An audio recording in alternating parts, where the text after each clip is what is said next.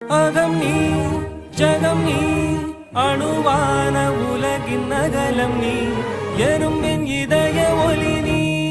களிரின் துதிக்கை கனமும் நீ ஆயிரம் கை உண்டென்றால் நீ ஒரு கை தரக்கூடாதா ஈராயிரம் கண் கொண்டாய் உன் ஒரு கண் என்னை பாராதா உன்னில் சரணடைந்தே